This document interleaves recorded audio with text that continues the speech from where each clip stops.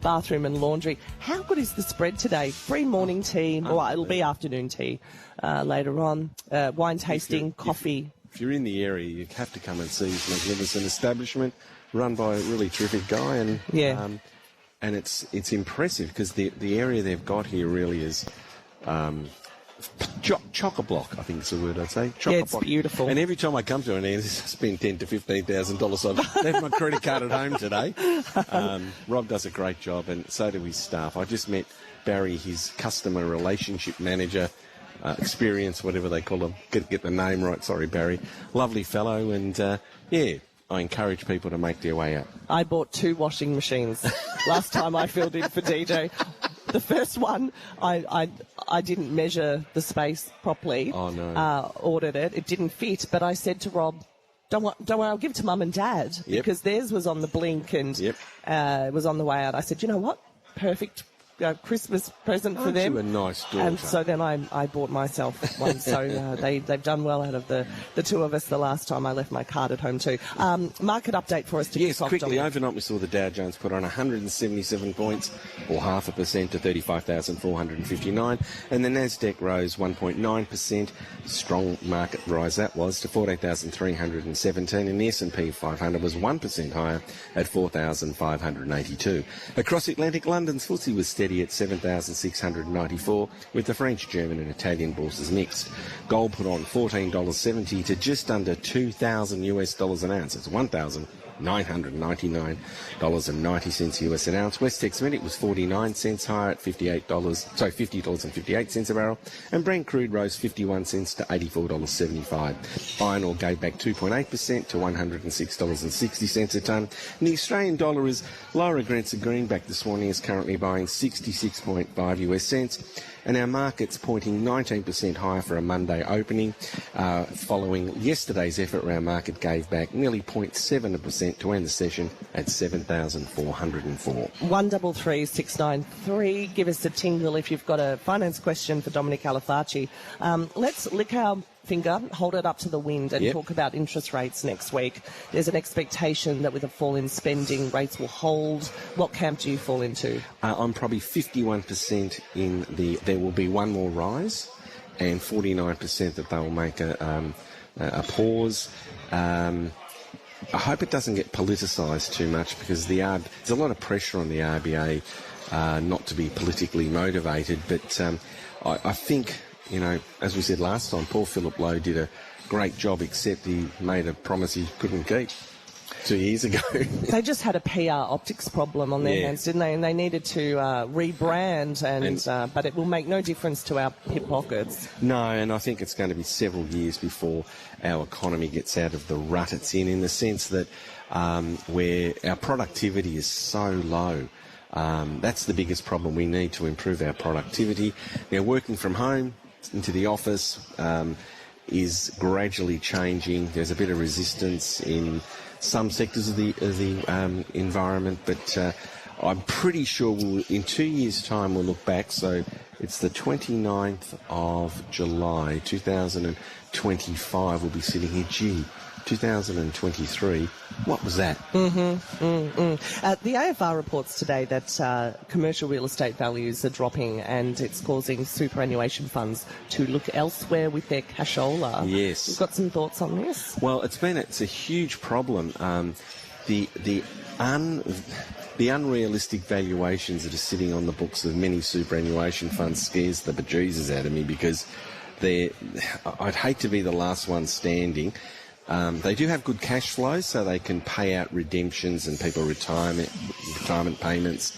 So it shouldn't be a problem, and they're well managed. But the fact that there's a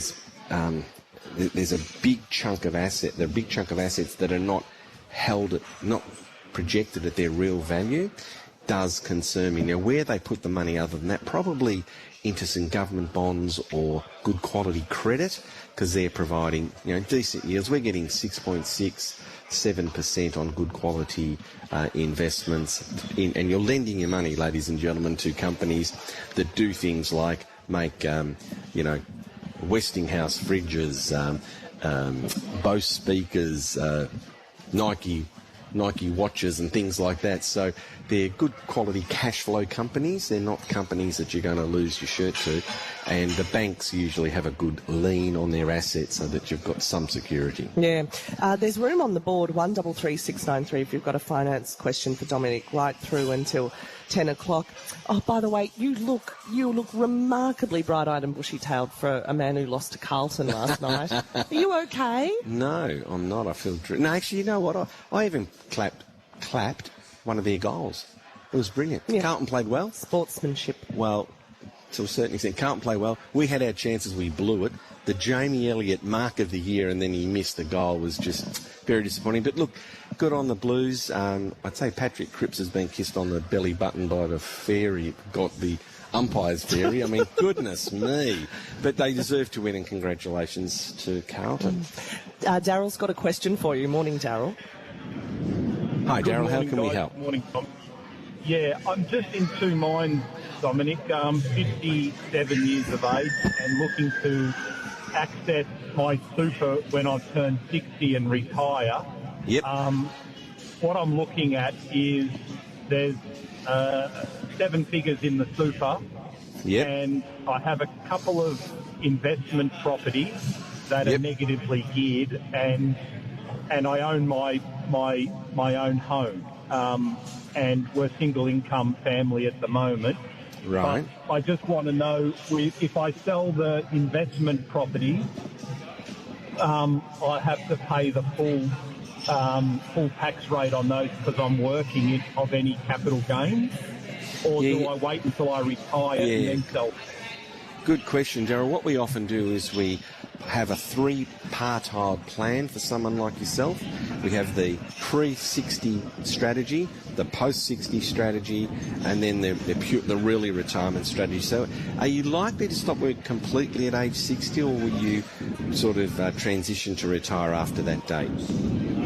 Probably transition with some consulting work. Great. Well, then what we should do is definitely get some personal advice, but the overall strategy would be to sell one of the properties in one tax year and the second property in the next tax year, so that you can hopefully legally minimise the capital gains tax on the profit that you're going to make on selling the rental properties.